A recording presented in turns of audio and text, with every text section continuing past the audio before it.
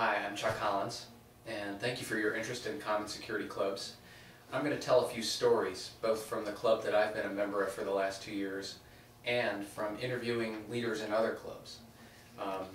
Think back to, it was about 2 years ago, winter 2009, and my religious congregation, my church here in Boston, a lot of folks had lost their jobs or were very, very worried about losing their jobs, and we formed a Common Security Club that had folks that were both unemployed and anxiously employed, and some folks who had seen their retirement security just completely vanish, any savings they had. And we began to meet every couple weeks, every other Sunday night. And so let me tell you a couple stories about our group. We always would gather around food. We'd have a potluck, and one of our early potlucks, we had everybody was encouraged to bring a recipe for an affordable, healthy dish that cost less than $5. And so it was a lively meeting because everybody was eating each other's dishes and talking about food that they liked. And one woman in our group, an older woman, had called her dish Depression Hash. So all the young folk in the group were eating this Depression Hash that she had made, and they said, "Hey, Priscilla, this is really good." And she said, "Yeah, it's pretty good unless you have to eat it every day for a year." And I think that was a reminder that within the group that we had, which had people from their 20s up into their 80s, there was a lot of experience there, people who had lived through hard times in the past. And some of the older women in particular had skills like how to can and preserve food and how to fix clothing and how to get by on less that were really useful for the whole group. But the basic Common Security Clubs have three purposes: learn together, mutual aid, and take social action together. And a lot of the things that we did in our club and other clubs to learn together have been just to talk to one another, read the newspaper, watch short videos, read, a couple times people would read books or do a book report on something that they learned about, but the most important part was just learning together. And one thing we realized, this was 2 years ago, that after the economic meltdown, all the experts really got it wrong. The politicians, the experts, everybody got it wrong, and this was an opportunity for us to come together and think for ourselves. So some of the things that clubs have done include, there's a movie recently that came out called Inside Job, which is about the economic meltdown. That's a really good film, and groups have watched that and talked about it. They have read comic books and the like. And I think it's just a way to think about what is really happening in the economy. Actually, one Common Security Club on the West Coast, they jokingly call themselves a reality support group because it's the one place in people's lives where they can actually come together and say, what's really happening?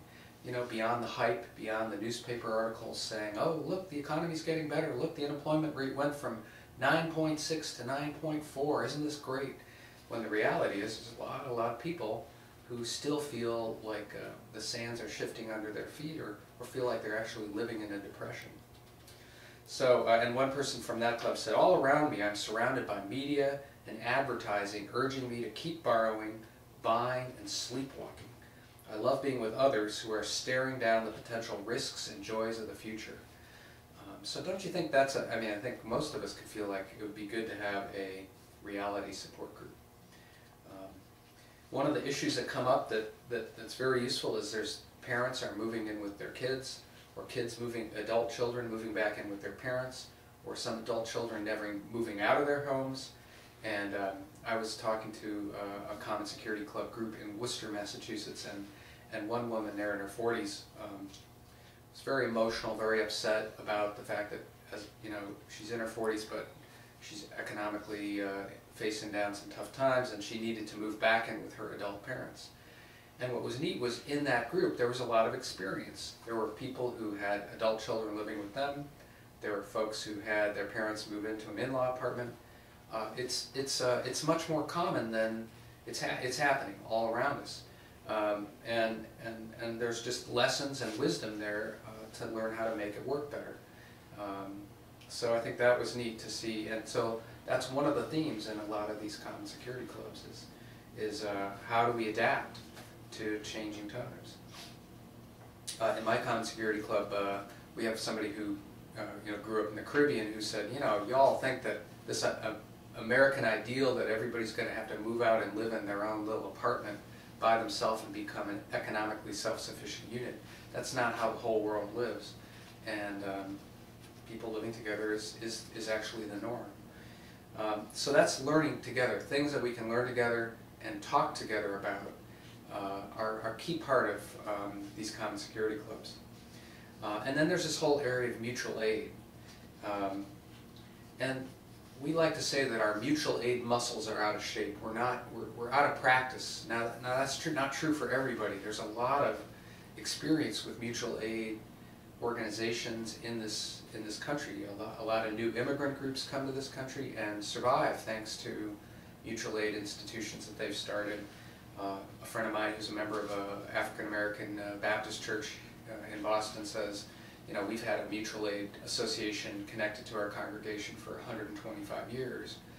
It's hardwired into our community. But the reality is a lot of people, even if they've been part of communities and religious organizations or extended families, have gotten out of practice being helpful to one another around fundamental economic issues.